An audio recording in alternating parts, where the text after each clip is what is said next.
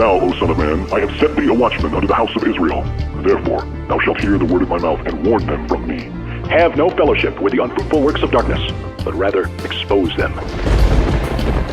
Coming to you from an undisclosed location in Middle Tennessee and examining current events from a biblical perspective, this is Bible News Radio with your hosts, Randall and Stacy Harp.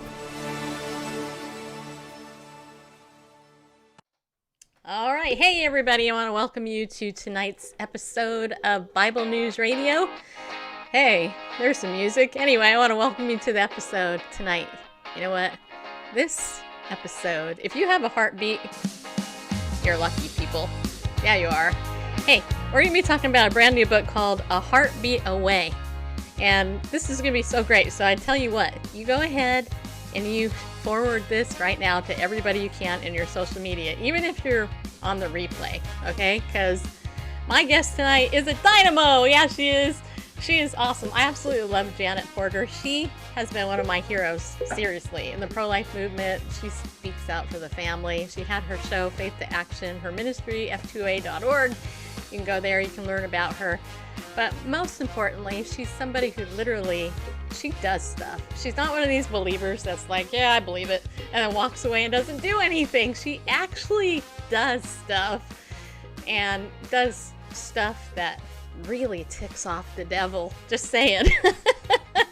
I have to tell you, I remember when I first saw her, she was praying, actually got down on her knees in front of a ton of people and prayed for pro-life issues.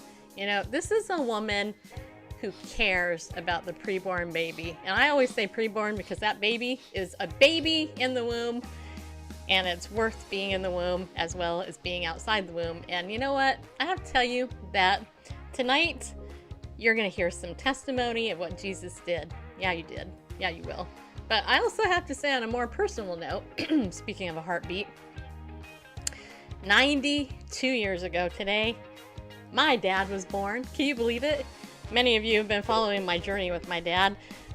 He is 92. He has dementia. He has Parkinson's. I've only known him for 5 years. And today, even though the COVID thing left me out, I couldn't go inside and see him in his assisted living. I got to see him on Zoom. And you know what? He was so happy. He was happy as a clam. He actually told me, he said, today, I'm 98 years old. I said, Dad, you're not 98. You're only 92. He goes, in my head, I'm 98. I go, okay, I know your goal is to live to be 100. You only got 2 more years left, Dad. It was the cutest thing. I know. You guys, I want to thank you all for praying for me and my dad and that whole situation. You know, it's an emotional time, you know, to be able to you know, take care of an elderly parent. You know, and it goes back to the issue of life, doesn't it? I mean, is his life worthy because he's got dementia or Parkinson's? Some people would think he should be killed, you know. Euthanasia is an issue. You know, some people in different countries would put my dad under because he's not, quote, perfect. But you know what? I can tell you, in the last 5 years of my life dealing with my dad, that I would not be the woman I am if my dad wasn't in the state that he is. So there. You know, it's just a blessing to be able to wish my dad a happy birthday. And all you guys who have been supporting me through that, I want to thank you for that. I also want to tell you, though, getting back to my guest tonight, because the music is over. You know, she wrote a book called A Heartbeat Away, and she's had some pretty prestigious people, like, endorse this book. Like General Jerry Boykin, Dr. James Dobson, and Mike Huckabee, just to name a few. And I have to tell you that that's pretty good company in my book. So, you know what, Janet, I want to welcome you back to Bible News Radio. I think this is your second time on our show in, what, a year or something? Thank you. It's been a long time. I'm glad to be back. Yeah. Well, hey, superhero of the pro-life faith. I have to say that because, you know, there's a lot of people out there who say they're pro-life. They don't really do anything. So I kind of want to hear a little bit about who you are. Like, how did you get, I don't even think I've ever heard your story, really. How did you get involved in, you know, in activism or become a believer, really? I haven't even heard that story. Well, I became a believer when I was 9 years old. I went forward at a Billy Graham crusade in Cleveland, Ohio. I tell people before that I was a life of drugs, crime, and debauchery. And, you know, I very rarely get able to speak at a Sunday night service where you give your testimony, because I was spared a lot of bullets by being safe so very young. It wasn't until the 10th grade, though, that I found out what they were doing to babies with abortion. And from that time, I've been involved. I helped start a group at Cleveland State, the Students for Life group, became president, then became legislative director of Ohio Right to Life, and then moved to become the national director of the Center for Reclaiming America. And 5 years later, started Faith to Action. And it wasn't until, it was actually 10 years ago, when my husband and I, my Florida husband, moved back to Ohio with me to be near family. And he looked at me as we just moved in the house. It was October 2010. And he said, very nonchalantly, why don't you outlaw abortion while you're here?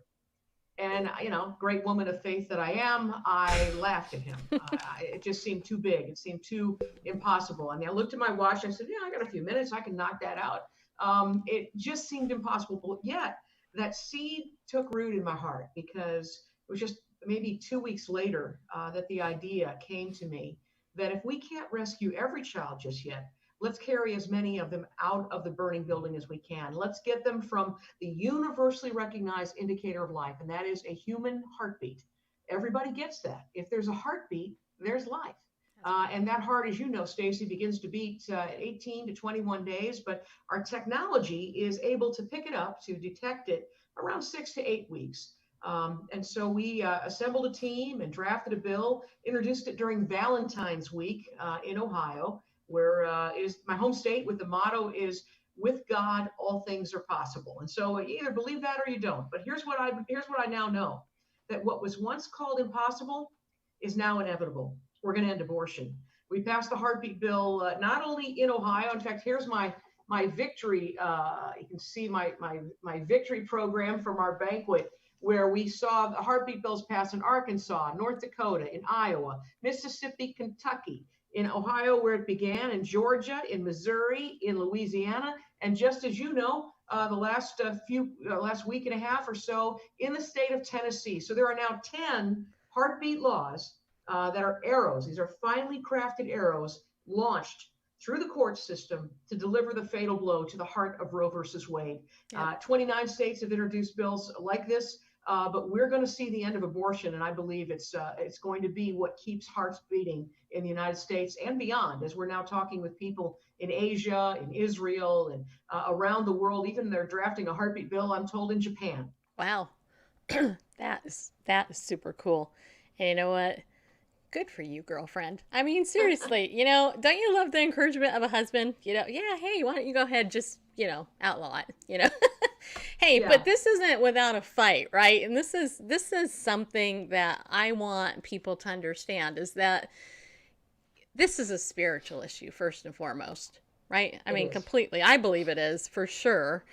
I won't get into all that stuff, but I know, well, I'm pretty sure. It's really, Stacy, it's the reason I wrote the book. I was on an interview last night in San Francisco, and the host said to me, why Ohio? Why would you start in Ohio? I can understand Alabama or Louisiana. Well, why Ohio? Well, Ohio was my home state. That's where we started. And Ohio is known for being a swing state, a purple state. And so no matter where you live, you can introduce a heartbeat bill, and I believe you've got a very good shot of getting it through, even in purple and even a blue state. And I'll tell you why. This book equips people with what they need, even in the toughest circumstances. There's the ideas that, even if you live in deep blue New York or California, you can actually introduce a heartbeat bill and save lives before it's ever passed. That's what we experienced in Ohio. You'll like this, Stacy. We brought in a mobile ultrasound. We rolled it into the committee room there in Ohio, and also the congressional heartbeat bill in Congress in the U.S. Judiciary Subcommittee. And so we brought in this case, in Ohio, was a 9-week-old unborn baby girl. The mother had already named her name was Haley.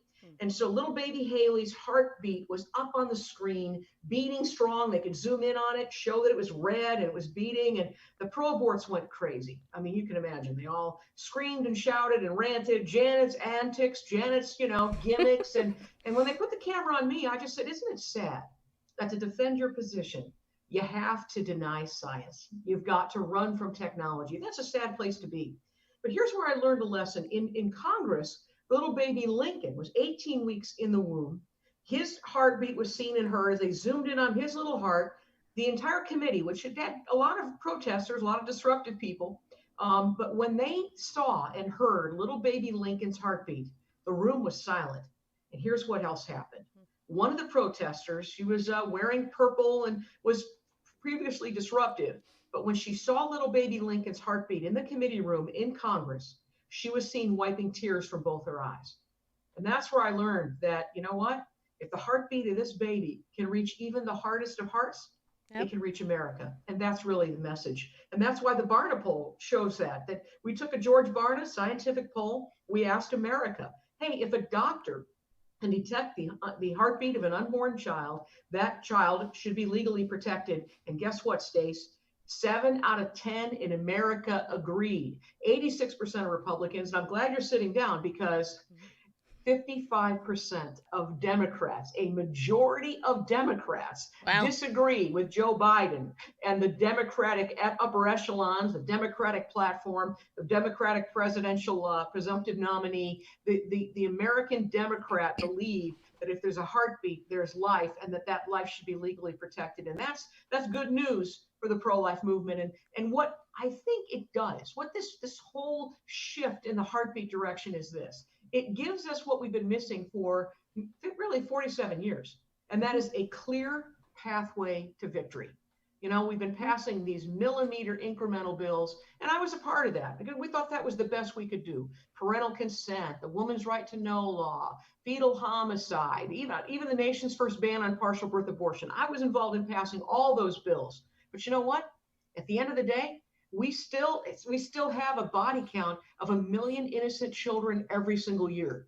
We've got more than 60 million children that have been killed legally in this country. And so if you want to do an assessment, stand back and say, hey, what can we say about the pro-life movement?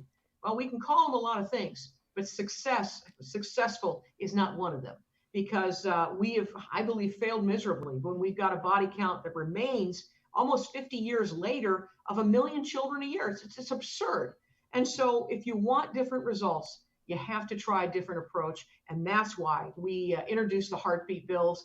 And as I mentioned, what was once called impossible is now inevitable, as these bills have now been introduced in 29 states and have passed in 10 so far and counting.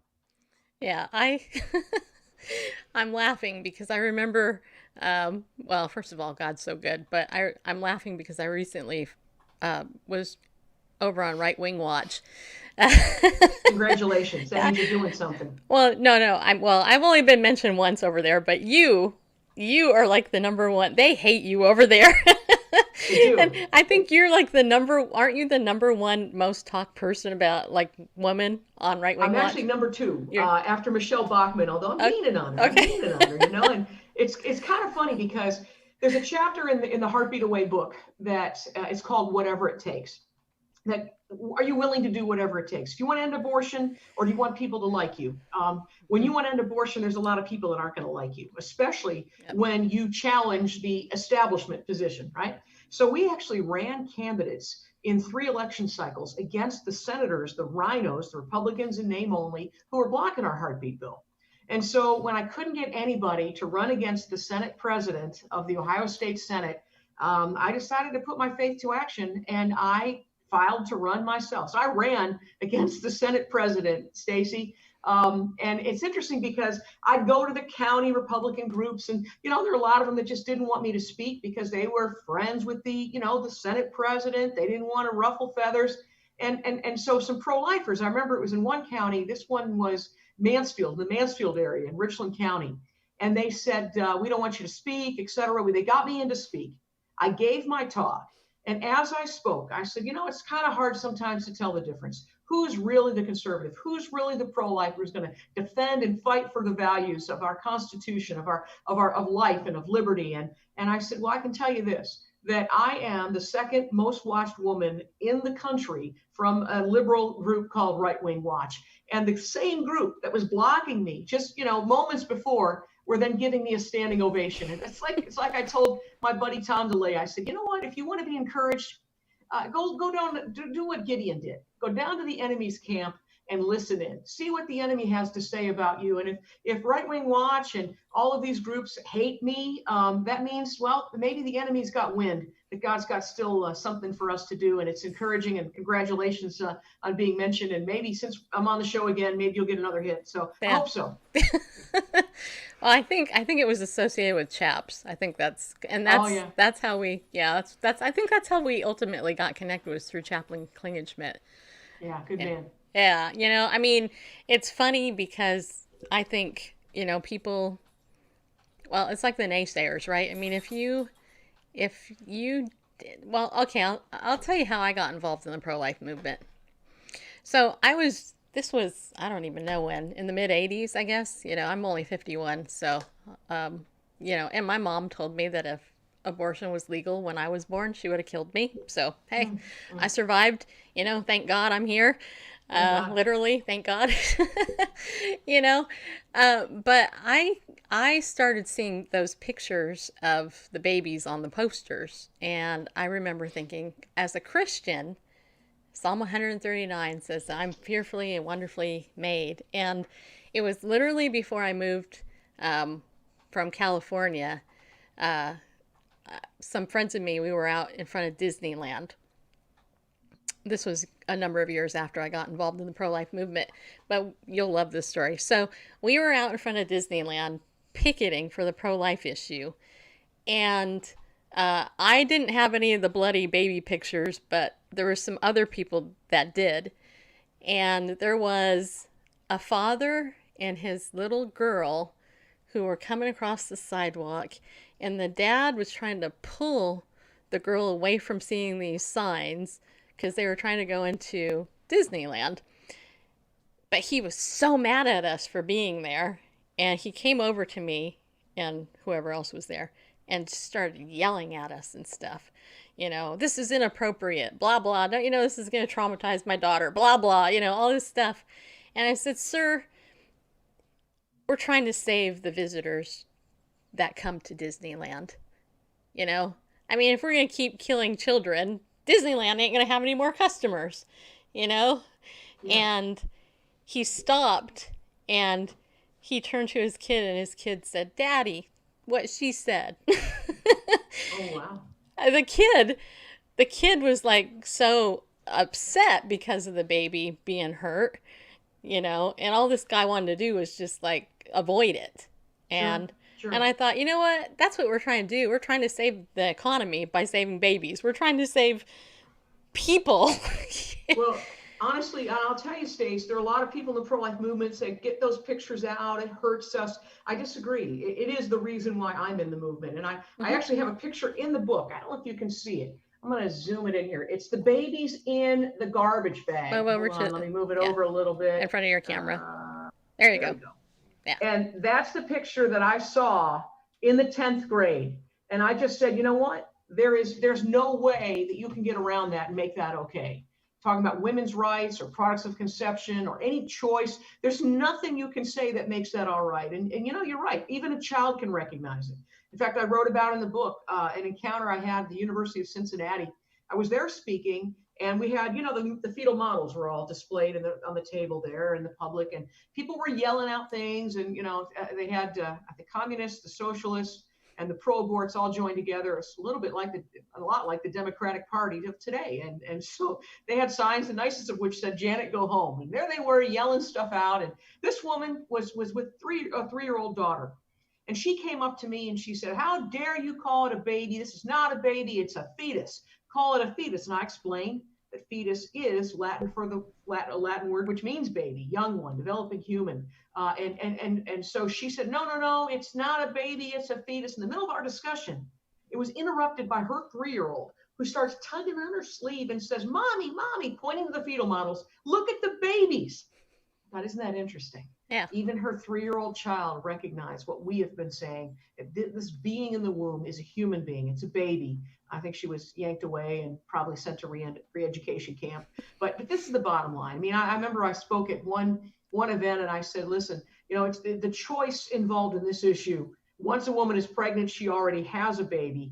the choice were whether it would be a live baby or a dead baby. Ended up being bumper stickers. It's that simple. And even if you don't know biology, even if you've not looked in a fetology or embryology book, everybody gets this, that if there's a heartbeat, there's life. It's the reason why if someone's on the ground, we don't just have a funeral for them. We check for a pulse. It's why we have all those heart monitors in hospitals, because they're not there for decoration. Right. We've never been to a funeral of somebody with a beating heart. Everybody gets that. And that's why I believe we see 7 out of 10, 86% of Republicans, and even, as I mentioned, a majority of Democrats that favor heartbeat laws. They're taking the nation by storm, and we're here to help. The heartbeat away is how to go up against even the toughest obstacles. But you'll notice the subtitle, it's a little cryptic, but the editors wanted it's how the heartbeat away, how the heartbeat bill will pierce the heart of Roe versus Wade and the shocking betrayal no one saw coming.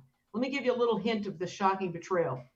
Those people that you've been writing your checks to and sending them in because you thought they were there fighting abortion, you thought they were going to end abortion, their mission statement was to eradicate it. Yeah, well, groups like National Right to Life, like Ohio Right to Life, like the Right to Life state affiliates of Missouri, of Kansas, of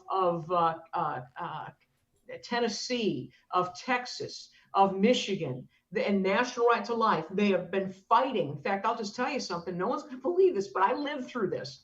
I used to be, as you know, legislative director of Ohio Right to Life. We passed all these incremental bills, but you know what?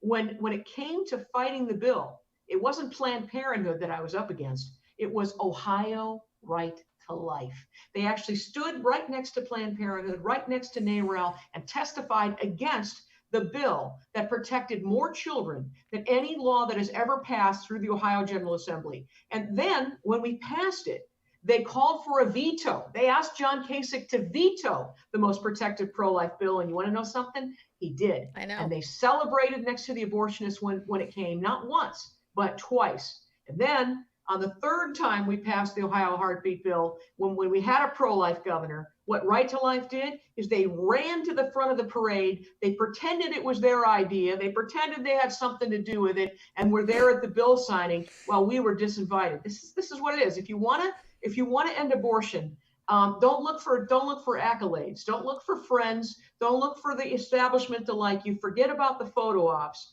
But I can tell you, here's the process. They will ridicule you for your idea. They will fight you, and then they will take credit for what you do. That's the process. But you know what? We didn't get into this battle to make friends in Columbus or in Washington or in any of these state legislatures. We want to stop the killing, and that's what the heartbeat bill will do. In fact, the pro-aborts came in and testified, this will outlaw all abortions. And I just sat there, Stacy, thinking, you know what? Good. The abortion movement's motivated by money. They are probably not going to stay open for a fraction of their business, because this bill, according to Dr. Wilkie, the founder of the pro-life movement, who left Ohio Right to Life to join our ranks to help us in the effort to pass the heartbeat bill, who testified for it, who spoke at our rallies, and he said it, that this will save 95% of the children who will otherwise be aborted. It's an incremental bill, but it's a great, great big increment. That's cool. There's so much I could say, and I'm debating what to say. There's a lot. It's been 10 years of a battle. Yeah, I was just going to say it's been long and it's been hard, but it's been worth it. Yeah, I know that other states aren't going to have to take as long as we did. We're in a purple state. We had a lot of rhinos. We had opposition from the pro-life, Right to Life establishment, but now, because this is taking the country by storm, because 29 states have introduced it, 10 states have passed it, where you live, it's going to be far easier than what we faced. We faced a brick wall, and we just kept pounding and pounding. And the good news is, persistence wins. Yeah, it does. God, to God be the glory. Amen. Well, yeah. So there's so many things, though. I gotta say, first of all, everybody out there, I'm getting a couple of questions about if you can ask Janet questions. Yes. Write your questions. If I could, I'd have you call in, but we're not a real radio show. We're just live streaming people. Yeah, so write your questions. I'll ask Janet for you. The other thing is John Kasich. I had that dude on my show like a long time ago, and and normally I wouldn't say this, but honestly, I'm at the point where I don't give a crap anymore about if I offend anybody. He was the biggest jerk I've ever interviewed. I mean, class A, you know what, jerk. And I know it sounds horrible because I'm a Christian woman, but I'm a truth speaker as well. And when I read that he did that to you guys, especially in his own state, and he came on my show as a Christian, I'm like, there's Well, judgment. let me tell you about John Kasich. I actually, back in the 80s, I was his spokesperson for a time. Jeez. When he was chairman of the House Budget Committee, he asked me to represent him at his election nights, his candidates nights. I debated his opponent for him. Not that he had any great threat, but I was his spokesperson. That was back when he claimed to be a pro-life Christian. But I can tell you now, the man is a fraud. He can no longer ever claim to be pro-life again. He can't run for president as pro-life. He can't run for dog catcher as pro-life. And so, his record is abysmal. It's appalling what this man has done. And I wouldn't want to be him. He's got some accountability before God because he knows what's right. And he did what was wrong. Yeah, he did. Not once, but twice. I know. And that's the amazing thing because he did it twice. And I'm like, okay. So here's the other thing I was going to say is, and you know this way better than I do because I'm kind of like on the in the world of Christian media there's everybody sees you, and then there's B media, then there's C and D, and I actually had I'm just trying to be funny, but I actually had a guy call me up, and I won't say who he is because you might know who he is, but he's a secular guy who books guests, and he actually emailed me he was emailing me to get guests on my show that nobody else would take, but they were like old time like celebrities, like Duck Dynasty people and stuff like that nobody wanted to book. And I was like excited. I'm like, hey, I get to whatever on my show. And he emailed me once and he said, yeah, you're on my D list. I go, really? And he's like, yeah, I give all my people to you who nobody else wants. And I said, gee, thanks. I said I consider that an honor because it gives me a bigger audience. And then I decided, what I was going to do? I told him, I said, hey, I'm not just looking for Christian guests. Give me some of your secular guests too. I want people, because I'm going to start a segment on my show called Who in the World, just for fun. And I'm going to get these people who don't know Christ to come onto my show. So this is what happens. So he's like, really? You'll have anybody? I go, sure. Bible News Radio will take anybody. And I'll do the secular people under the Who in the World segment. And so he started giving me these secular guests, on TV shows with the F word and blatant sex and stuff. And I've interviewed a couple of these people, right? They're pretty big people too. And one afternoon, I get this email from this guy, and he's livid. I'm like, what's wrong? He's like, look at this email I just got. I'm like, what? And it was a very famous black lady who's high up in some TV show that I would never watch, who was emailing him saying, you know what? We cannot go on Bible News Radio. What kind of publicist are you putting us on Bible News Radio? Don't you know that this isn't appropriate for her audience? And I busted up laughing, and he stopped booking my guests. But still, I share that because it's like, if you're somebody who's trying to actually make an impact for the actual gospel, you're not in it for the money, you're going to be marginalized, and you're going to be put down, you're going to be considered, fake media or whatever. Here's the thing, Stace. Here's the thing. I don't despise the day of small beginnings. And you know what? There was a guy who came and spoke to my 10th grade health class. And he probably thought, well, there's 32 students in this health class, and what good is that going to do? I'm going to go and give a pro-life speech. But I was in that class. And because I heard the truth, it changed my life. I've dedicated my life to end abortion, and you don't know who's listening. You don't know what good it is. And you know what? When you have the truth, we take on all comers. We're not afraid of a challenge. We're not afraid. Now, the left will do everything they can to suppress the truth. And I actually wrote a chapter in this book about it, in A Heartbeat Away, about the dark web, the systematic attempt to silence our voice. But I wanted to tell you, we were talking about the veto. I want to tell you one of my favorite stories. You got time for a story? I do. In about 1 minute, though, let's take a break. Or if we could do it now, and then you could do it. How about we do the break first? Sure. And then you had some questions, I think, from I some I people actually watching. do. Yeah, I do have at least one that came in. Randall, are you looking over on the Facebook page for questions? I can. Will you please? Thank you. Off air production just happened, people. You weren't supposed to hear that, no. Anyway, hey everybody, I want to thank you for tuning in to the show. You guys know that we are us. Yeah, we are. We recently became a nonprofit, and I want to thank all of you guys who donate to us. And if you want to donate, you can go over to BibleNewsRadio.com/give, and your gift will become tax deductible as soon as we get that 501c3, which hopefully will be in a couple weeks. And I just passed 8,500 steps on my Fitbit. It just went off. Even walking in a chair, I get steps, people. Anyway, you can go ahead, you can donate. Also, if you want to, please go ahead, share this out again. Go ahead, share it on Periscope or Twitter or Twitch or .live or YouTube or Facebook.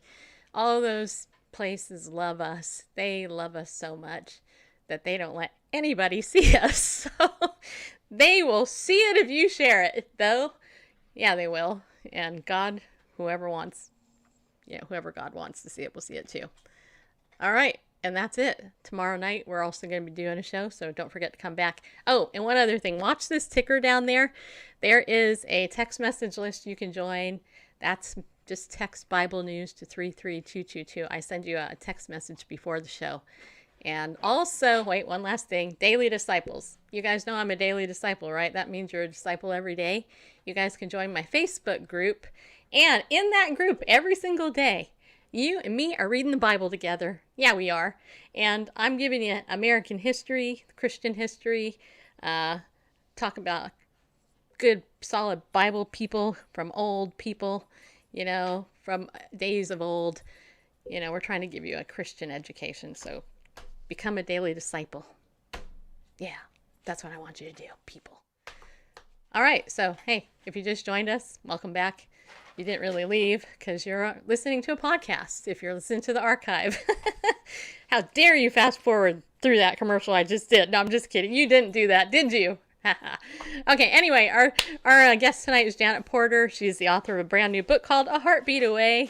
And she's the author of a lot of other books. One of her other favorite books of mine is The Criminalization of Christianity. One of my all-time favorite books. Love that book. And if you ever wanted to know who took on the gay lobby as well, she's our guest right now as well. So, Janet, welcome back. Also, I want to tell you, go ahead with your story. I want to hear. I just wanted to mention, I don't know if you know this, Stacy, but I actually updated The Criminalization of Christianity with a documentary. It's called Light Wins, L-I-G-H-T, Light Wins. And that's because in the battle between darkness and light, light wins. And you can go on lightwinsthemovie.com. And you can download it, or you can order it, and we'll get one in the mail to you. So yeah, that's the update of Cool. the fight in the LGBTQRST STD battle. Anyway, yeah, you mentioned the situation with the veto. Yeah. This is what I believe. I believe that with God all things are possible. I wrote about it. Francis Schaeffer said it this way. He said that faith is not a leap in the dark. It is ceasing to call God a liar. And that's really what I believe. You know what? We can do the things the Bible says we can do. Sounds like a little bit of a Joel Osteen commercial there, but the Bible is true, and God is everything he claims to be. And so we were faced with the passing the heartbeat bill for the second time in the state. And the sponsor, Ron Hood, called me up and he says, Jan, here it is November. The session ends in December. We got to start all over again. Let's just pass it next year. We've got a pro-life governor coming in. Kasich will be on his way out. Let's just wait. And I said, no. We need to do this. We take every opportunity you can.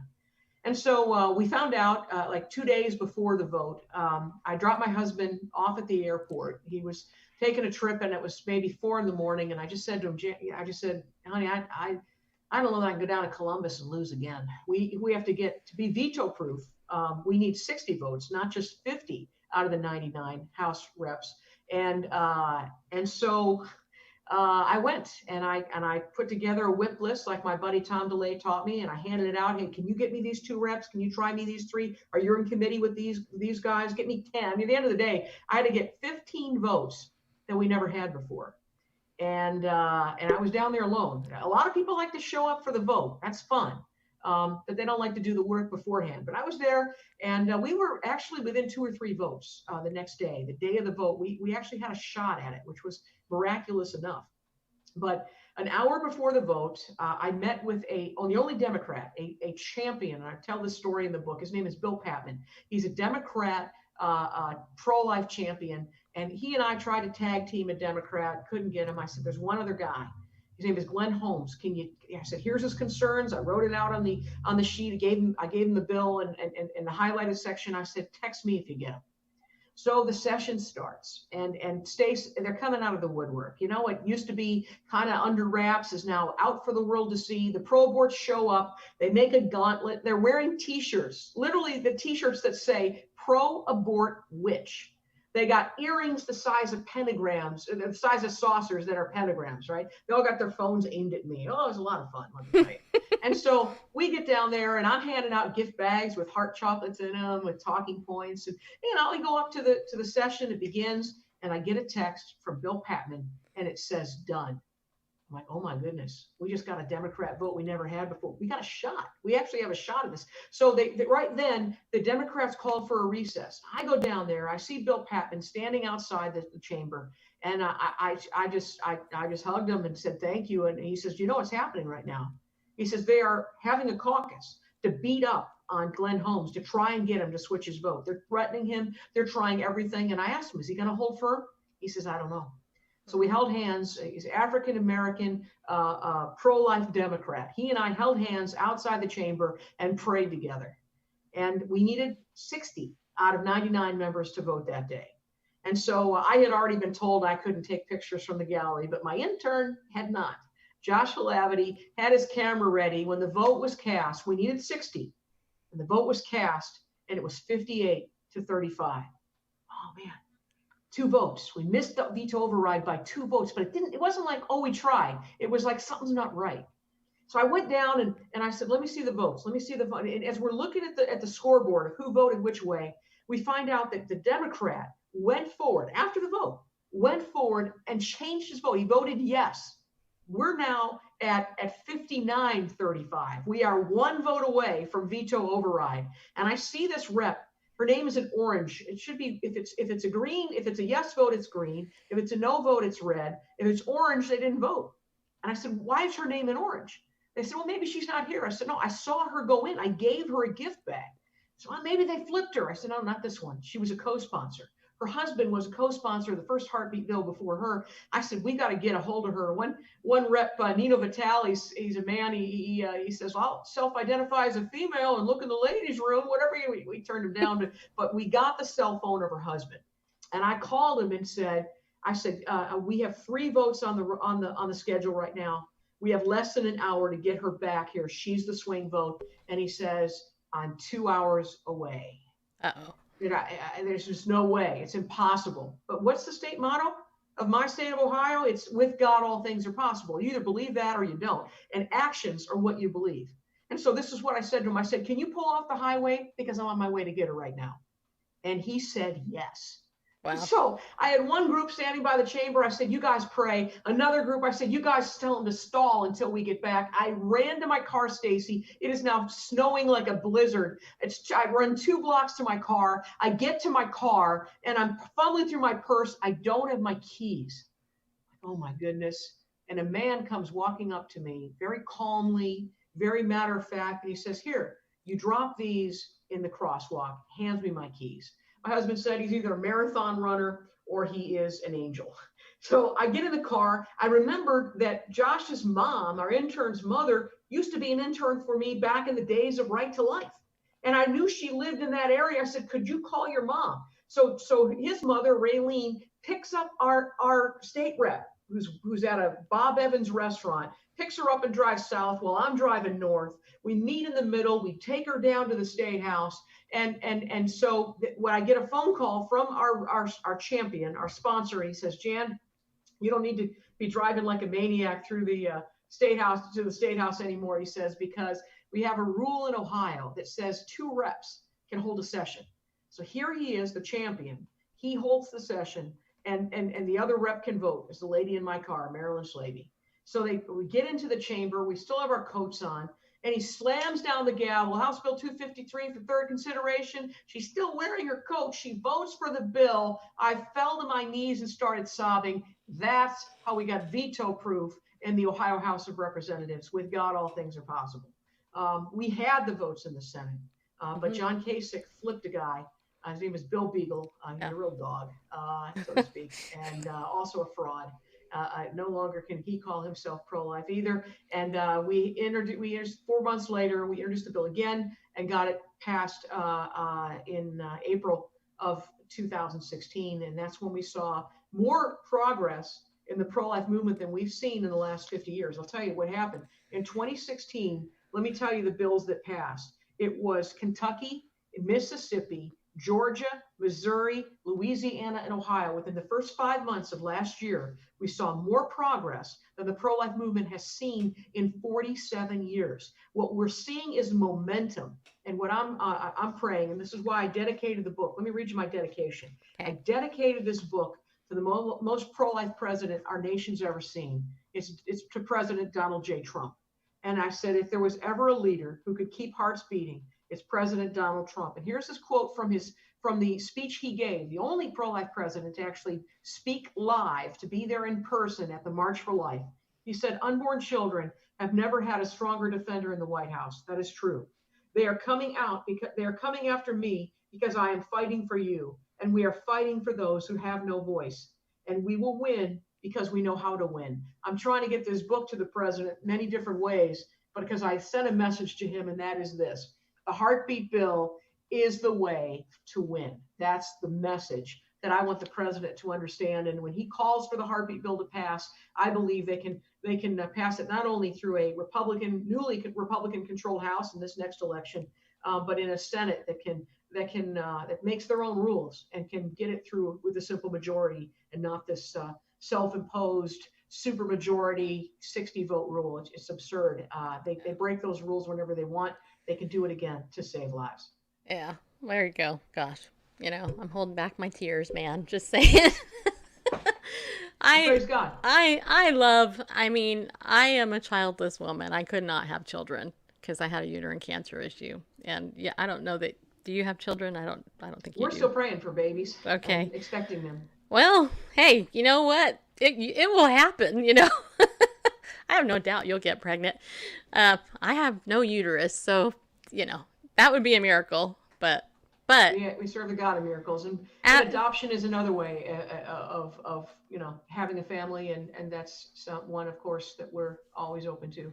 Yeah, well, anyway, the whole reason I bring that up is because I think what I've seen the Lord do, even with a lot of us who don't have physical children, He's given us children in various ways. And I think you're a spiritual mom big time to lots and lots of people. I've been called that.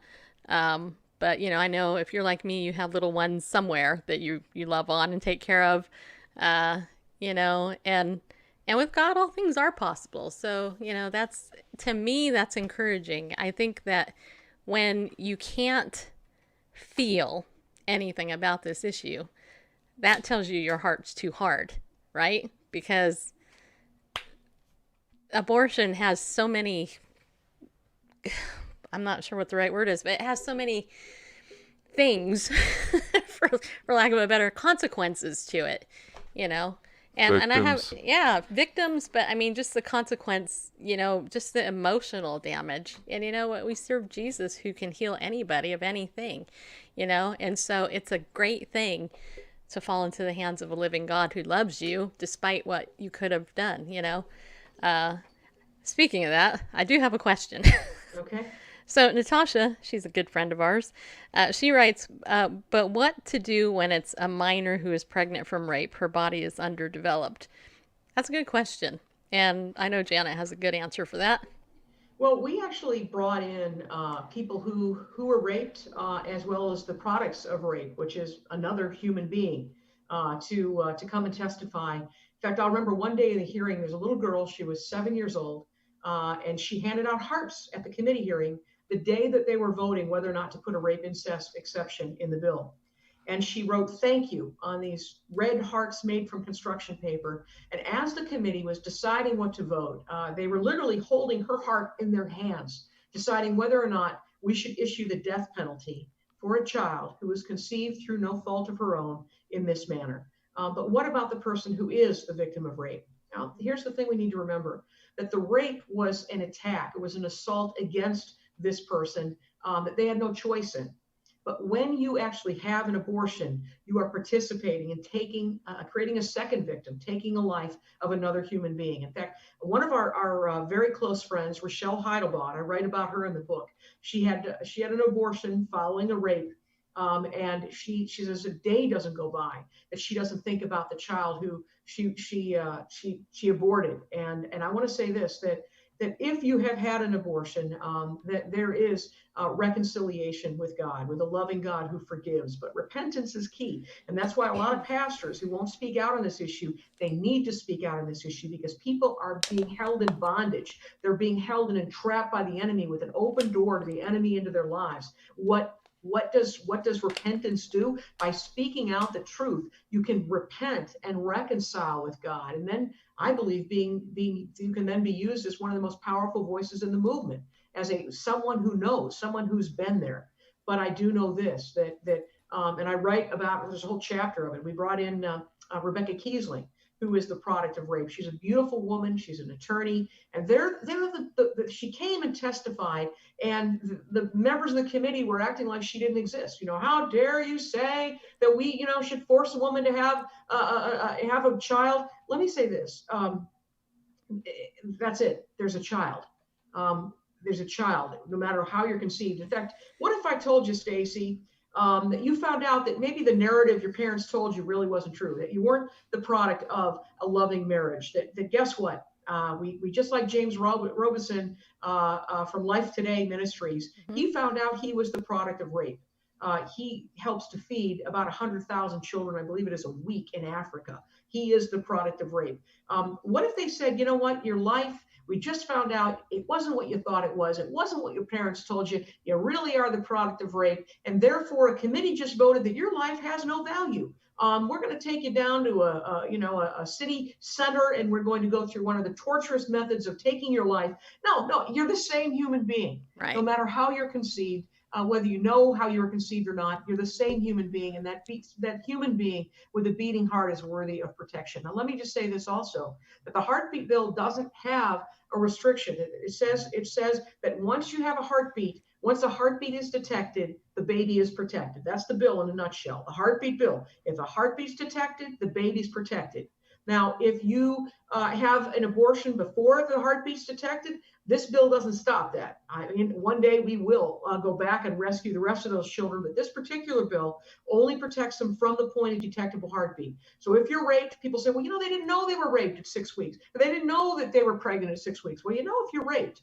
And what is best for a woman following a rape is to be treated for the rape, to go to the hospital, to prevent, with a procedure that's designed to prevent the conception from taking place. And you can also gather the forensic evidence and go after the rapists and get them off the streets and protect other women. You can also be treated for sexually transmitted diseases and trauma. So what's best for women is to be treated directly following a rape. But there are no rape incest exceptions in the Ohio bill and the Tennessee bill. I believe the Missouri bill and others that have not put one in. But even if you wanted one, this bill, you don't need to have one, because prior to detectable heartbeat, this bill does not, unfortunately, protect those children. Now, I'll tell you this, though, that technology is getting better and better.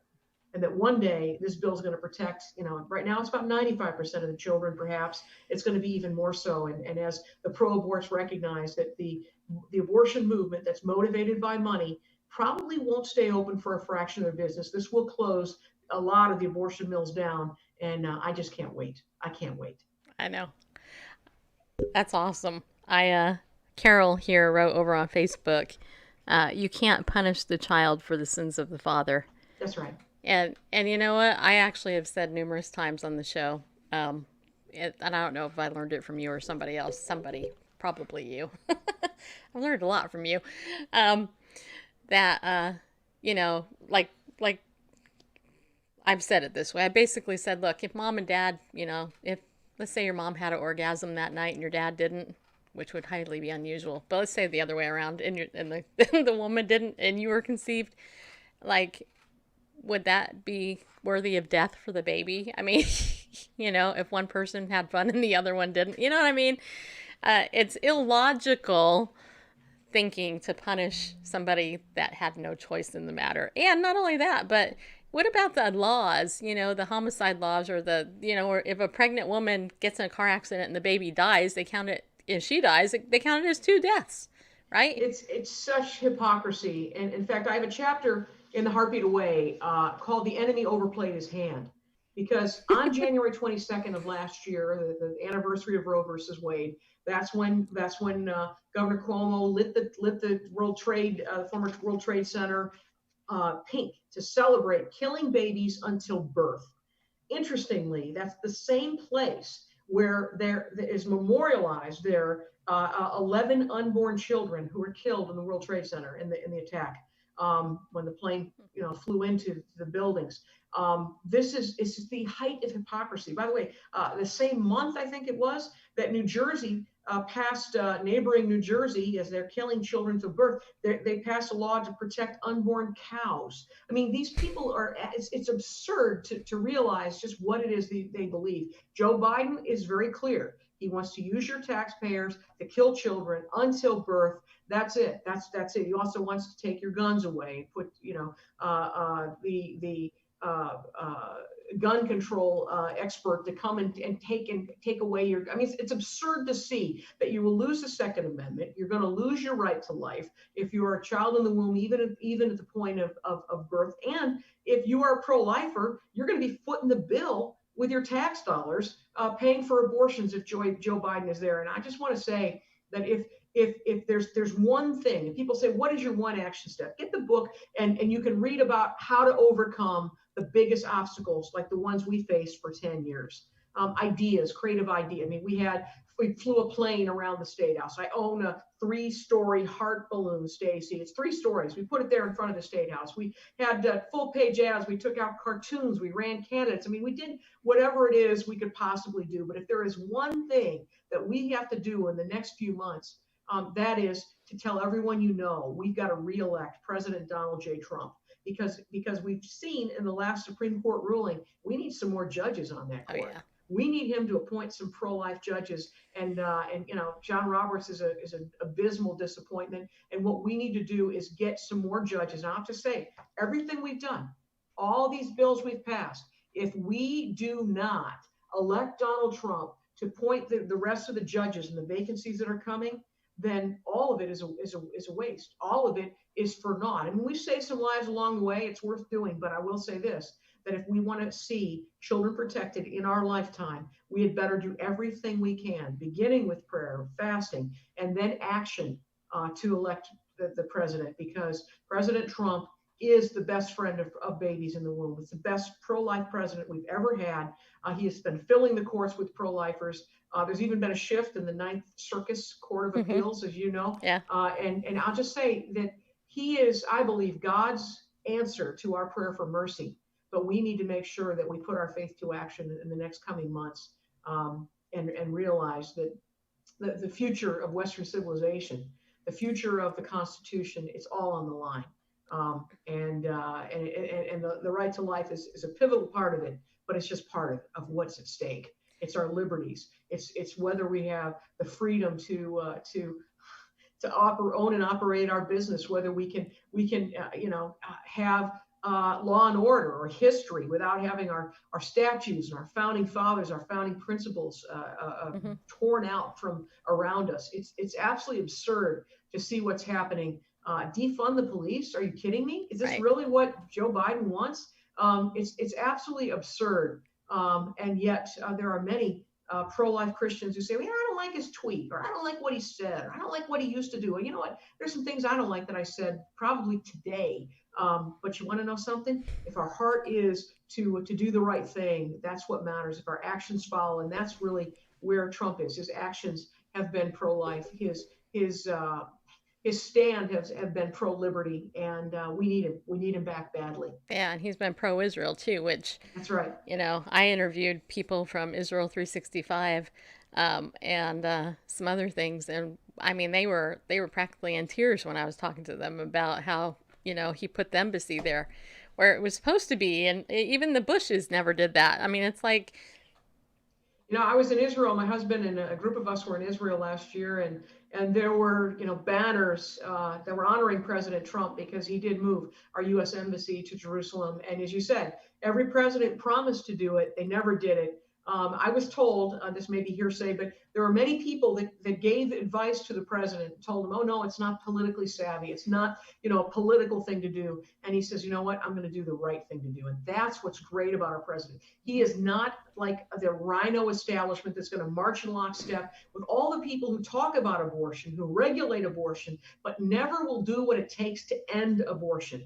And that's really the message I have for people. If you want to end abortion, if you want to march about it, talk about it, if you want to regulate it, you know what, keep doing what you're doing. But if you want to end it, we need to try something different. And the something different that I believe is worth trying is the heartbeat bill. And with it comes the people who will get the job done. And at the top of the ticket, of course, is President Trump. Could not speak that more emphatically, more passionately, to say that he is the hope of ending abortion. Without him, we have a great discussion, but we have no chance of success.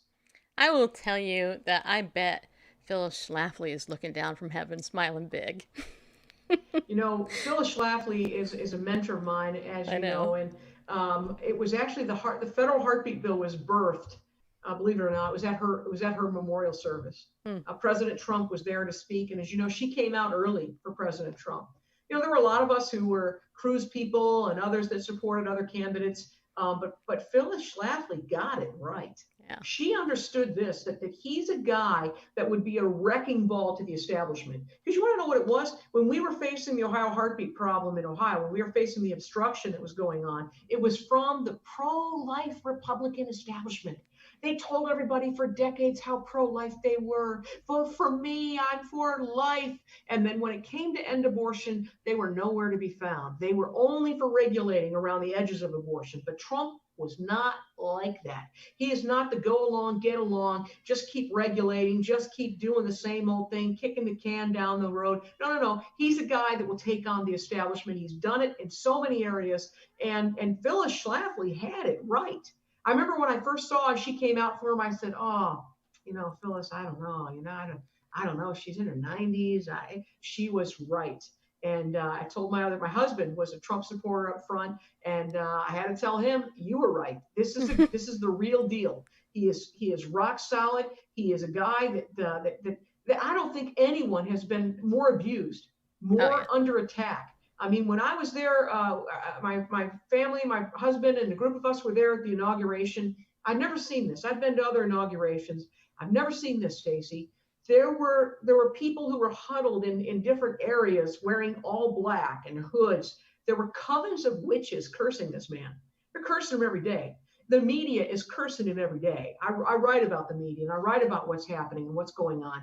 Every time you watch the news, we need to be praying for the president. We need to be breaking those curses off of him. We need to be lifting him up and putting a shield around him of prayer, of praying for wise and godly counsel, for Christians to infiltrate his inner circle, as many I know are there. We need to pray for those counselors too, because we are in a spiritual battle. I mean, we're born into a battlefield.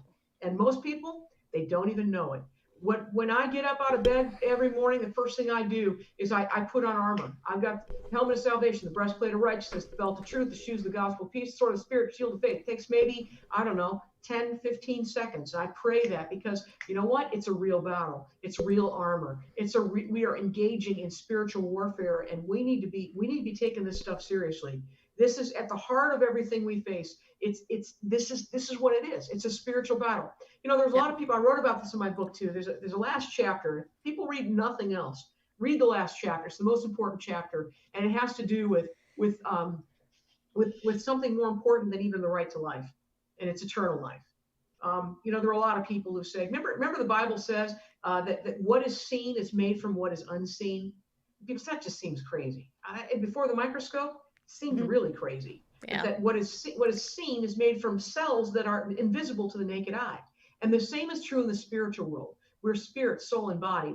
We're actually not a body. We are a spirit that lives in a body, that has a soul, the mind, will, and emotion. So first, to get the general gist of what it is that's happening, we are actually spirits. And we are made up of what is invisible, and what is happening around us that we cannot see is what's affecting what it is we can see. It's affecting what's happening in our country, which direction we go. In the first chapter of this book, I talked about the lie that America has believed, the Christian church has believed, that we're supposed to sit on the sidelines and let the atheists run the country and tell us what we're allowed to do. It's absolutely absurd that Christians have stayed out of politics, because actions are what you believe, and the decisions that affect our lives, our liberties, our life itself, is that those decisions are made in the political realm. And we need to get off the bench and get into this game, because the Super Bowl for our country is being fought, and most of our players aren't even on the field. They're not even watching the game. And what we've got to do is put our faith to action. And that's really what the Heartbeat Away book is. It doesn't matter whether it's the life issue you face, maybe it's sexual trafficking, or maybe it's whatever it may be.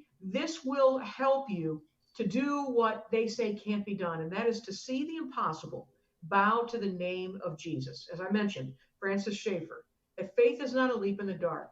It's ceasing to call God a liar. Everything he says we can do, we can do.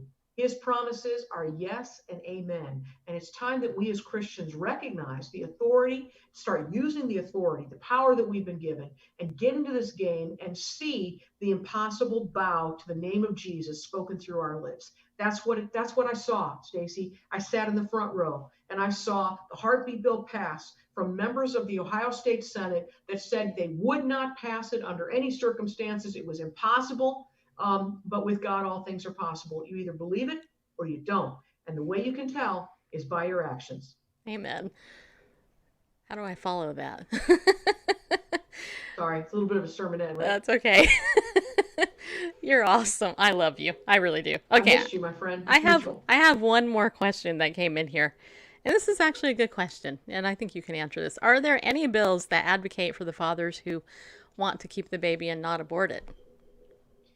You know, that's the thing, that fathers have not had rights. There's been fathers groups that have started up. There have been efforts to try and give them rights. But to my knowledge, there is no law that allows that to happen, because, here's the deal. The child, if born, is the father is responsible for 18 years of life of that child, to care for, to feed, and to educate, and to clothe this child, who has no say whatsoever whether his own child lives or dies. That is absurd. It's hypocritical. It's really ridiculous. And so what we've got to do is understand that fathers that have been pushed out of this debate, you have a voice, you have a right, you have a responsibility to speak up for those that are being carried away to death, as we've all been commanded to do in Proverbs 24:11, to be a voice for those appointed to die, as we were commanded to do in Proverbs 31:8. I remember when I was testifying once, someone that was for a bill that protected babies from conception years ago. And a woman said, where do you come off saying that to be a Christian, you have to be pro-life? And Jesus never said the word abortion. And that's where I pointed out that thou shalt not kill made the top 10 commandments, not suggestions. Right. And what Jesus had to say is, if you love me, you'll keep my commandments. We love God when we do what he says. And so this is it. It's about obeying God in every corner of the culture. And if we did that, we'd be the one influencing society. Instead of reacting and responding and defending a shrinking piece of real estate, we could actually advance the kingdom of God, take those centers of power and influence, the mountains of influence, as some call them, and actually see God glorified in every sphere, every corner of the culture. That's what we're called to do. This book is not just about the right to life. It's about living as a Christian as we were meant to live. And that is, let me put it this way. It says in Psalm 139 that all of our days of our life were written before one of them came to be. You quoted it earlier. So there's a book. God actually has a book about your life. I think of it more of as a movie script, actually. That God is the producer, the director of the movie of your life. But here's my question. If they made a movie about your life, would anybody want to watch it? You know what? We actually have the ability to live a life that is like the pages of the Bible, to see the Goliaths fall, to see the sun stand still and the walls tumble into the ground as we saw in Jericho. We have the ability to see the same God today, who is the same today, who can raise the dead and heal the sick. And by the way, if he can heal a person, he can heal a nation. What he says is the criteria we're to follow in 2 Chronicles 7:14. Everybody knows the humble yourself and pray and seek his face. Most people forget the fourth point of that whole that verse. The fourth point is to turn from our wicked ways. Yep. And what's more wicked than abortion? And how can we turn? This book tells you, no matter where you live, in a red state, a purple state, a blue state, this bill will save lives wherever you live. And it shows you how to go up against the establishment, the rhinos, and even the people that are supposed to be on our team, the groups called Right to Life, that are siding with Planned Parenthood to fight against a bill that will protect more children than every bill we've passed in the last 50 years. That's what the Heartbeat Bill will do. It'll protect more babies than everything we've done thus far in one bill. That's why it matters. And this is our time. And I just got to tell you, I was told by my husband, hey, why don't you outlaw abortion while you're here? And I laughed at him.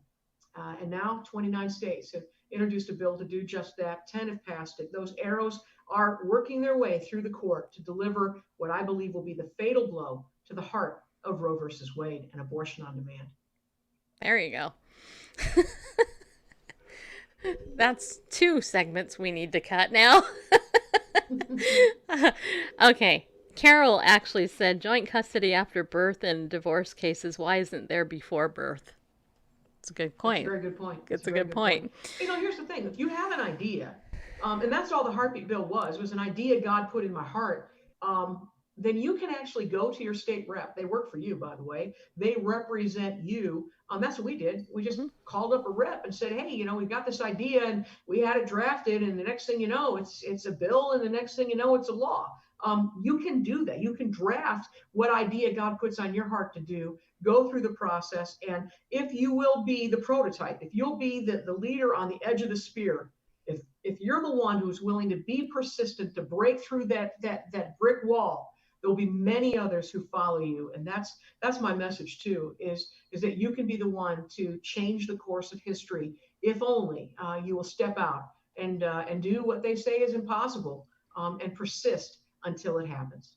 That's right. Well, Abraham Lincoln, I mean, great example.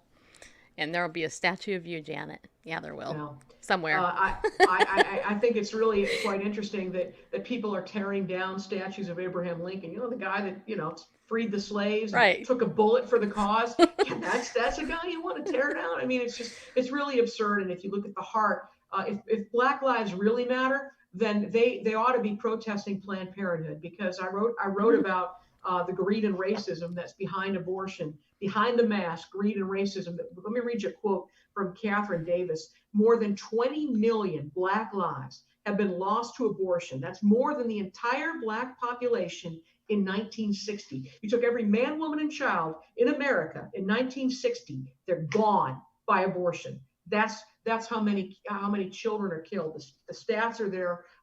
The quote from Margaret Sanger. Let me give you a little how much time we have, but I'll read you a quote. Who's the real racist? You can take as much time as you want. We're not bought and paid for by anybody. God bless you. God bless you. Guess who said this? We don't want the word to get out that we want to exterminate the Negro population. Who said that? Was it President Trump? Was it former Congressman Steve King? No, it was Planned Parenthood founder Margaret Sanger. That is the heart of abortion is founded in racism. And that's why you see the statistics that we see. I mean, what do we see? Well, a Black child is 3 times more likely to be aborted than a white child. Every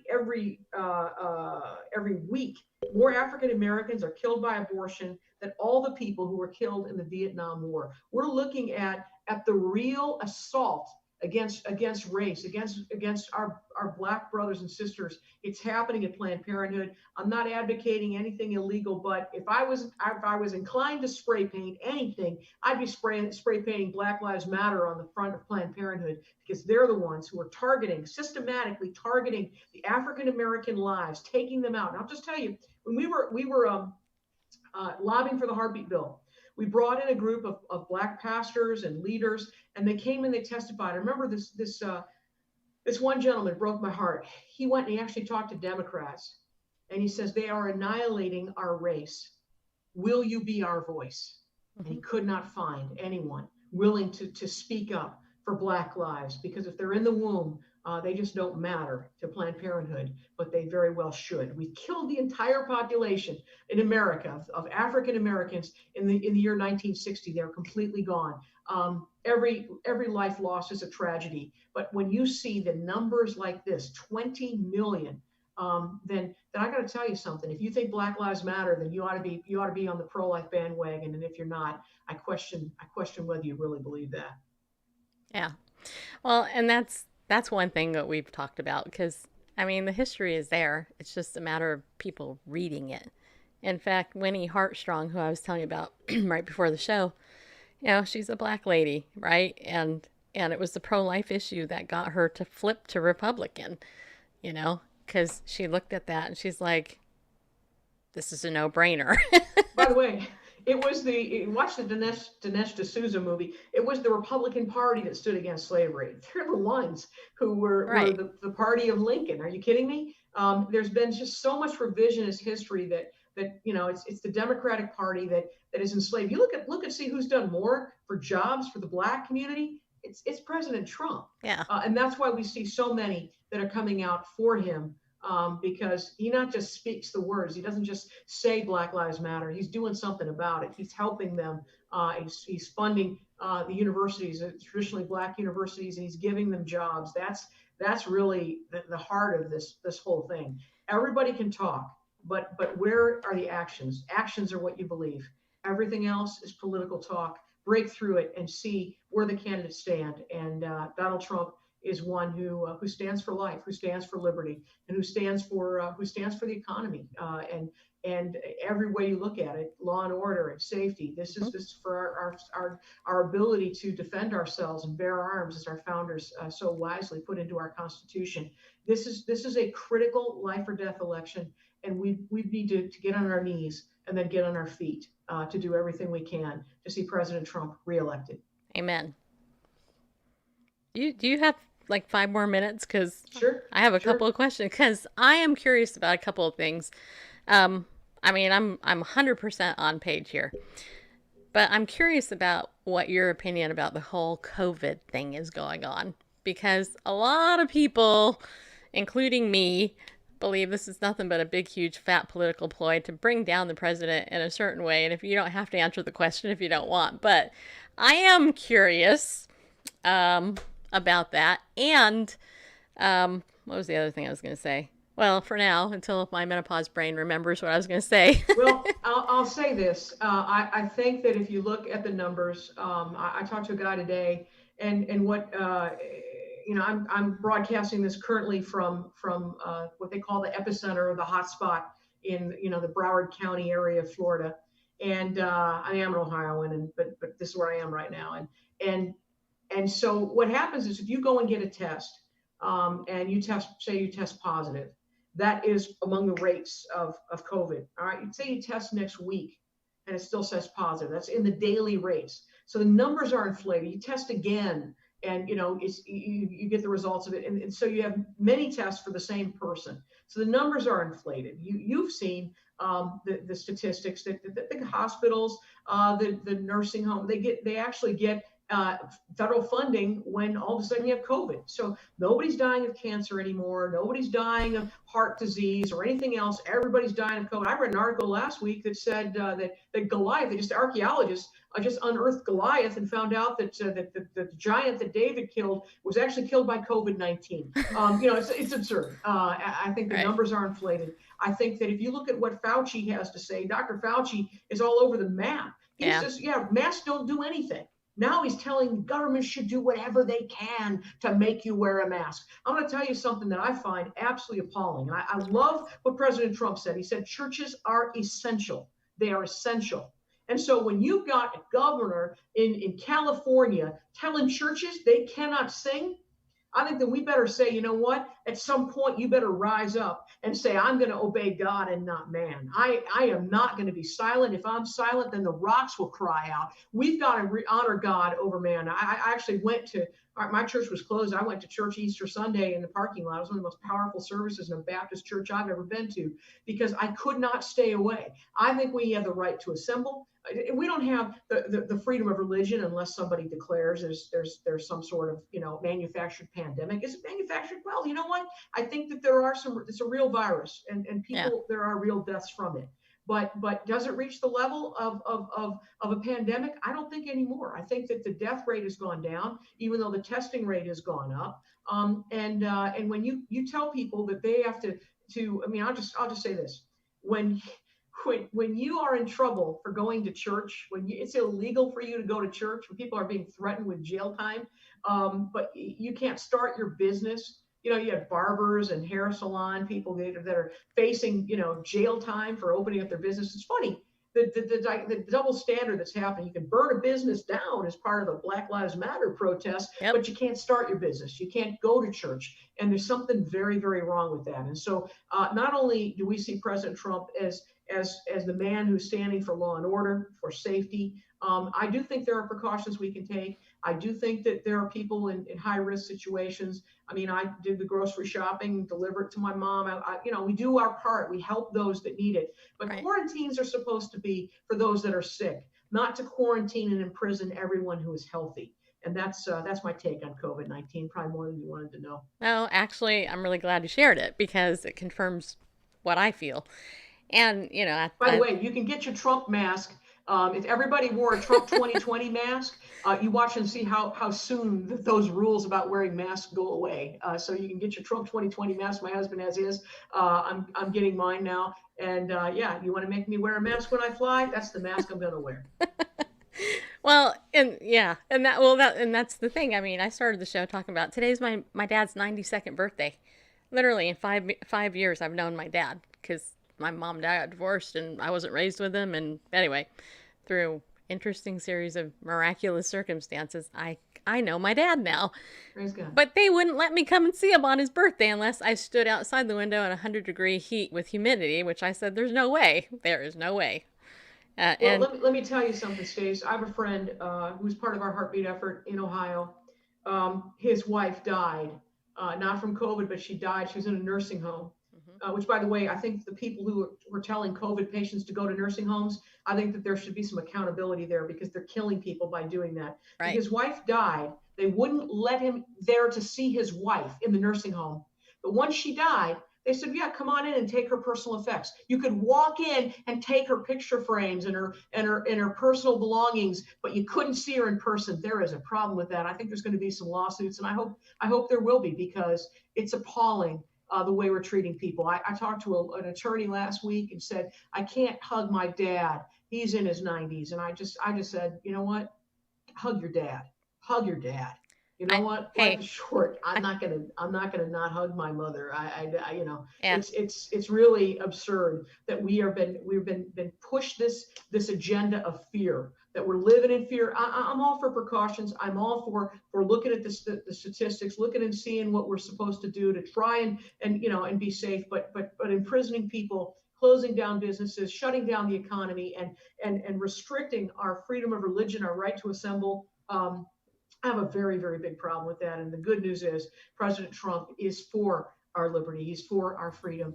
And he's also one who backs our right to life, not only in the womb, but also at the other end of the spectrum, as you mentioned, with your dad's life coming under fire. We've got to stand for life across the board. But we don't have to cower in fear to do that. What I did was, I sell legal shields. So I called my law firm and I got counsel. And they told me that, unfortunately, I have to obey what the governor says. So I started calling my governor, called him every day. And I said, dude, it's me again. I'm calling to let you know that I want you to open up the nursing home so I can go and see my dad. He's 91, just so you know. This isn't cool. Good for you. Hung up, called back. It took about 3 weeks, but they finally opened it up. I did get to see my dad. But I mean, who knows? You know what I mean? But anyway, I Persistence, Stacy, that's what it takes. And that's a great example of a lot of people just say, oh, it's just the way it is, nothing I could do. No, this is America. We have the right. freedom, we have the ability to talk to those who work for us, and tell them what it is we want them to do. And eventually, guess what? You keep pounding, they're gonna eventually listen, Like the when we widow. replace them. Yeah, and so I want to end on this because you brought up the prayer and fasting thing before, and I know Jonathan Kahn has a call to prayer and fasting. Are you familiar with that? Mm-hmm. Okay, so yeah, so I wanted to find out if you're familiar with that. That's big. Yeah, I And our, mean, we've been doing Zoom calls and all kinds of prayer calls, and we did 24-hour prayer just not too long ago. I think that, you know what, if we realize the power of prayer, we'd be Mhm. praying a whole lot more. It is literally an audience with the king. You know, I can't pick up the phone and call President Trump. I'd like to, but we can pick up and literally talk to the creator of the universe, who can actually change the course of human events. He can do the impossible. If you don't believe he can do the impossible, then you know what? Go back and look at the last election night in 2016, and you watch every poll and every pundit, people in tears because they didn't believe that President Trump can win. Well, we can't just rely on God to do it again. He doesn't just sweep in and save a nation. He works through people. And it's people like us that need to rise up now and see him finish the good work that God began when he first took office. And I'm so grateful to God for his answer to our cry for mercy. And here's the thing: I told God when I saw Obama sworn in, I said, God, if you will give us another chance at freedom, I promise I will use it for everything it's worth. And that's really where we are. We've been given mercy, and we better use the freedom we have to keep it. Amen. All right, people. Janet Porter. See, did I not tell you? All right. Hey, you have to get her book. You want to tell them where? I know you can get it Yeah, I'll everywhere. tell you, you can actually get a signed copy of it. Let me see if I can get it in front of my face. A Heartbeat Away at f2a.org. It's the website that you can get it signed. I'm not a fan of Amazon. I write in the book why. Yeah. They're actually censoring people, friends that are ex-homosexuals. They're not allowed to have their books sold on Amazon. There's a lot of reasons why, but get it Yeah. where you want to get it. But I think the best place is faith2action.org, or the shortcut F, the number 2a.org. You'll get a signed copy. We'll get it in the mail to you right away, and you will be encouraged, whether you're in the pro-life battle or in any other battle, to see the impossible bow to the name of Jesus. And one thing it says in Revelation, and that is that the testimony is the spirit of prophecy. And so our testimony of our victory prophesies to your victory, no matter where you live, whatever state you're in, whatever country you're in. If you want to see the end of abortion, join with us in this effort to do it. This is, I believe, an idea that God is in, and we're seeing it, as I mentioned, in 29 states and 10 that have passed it, countries that are doing it.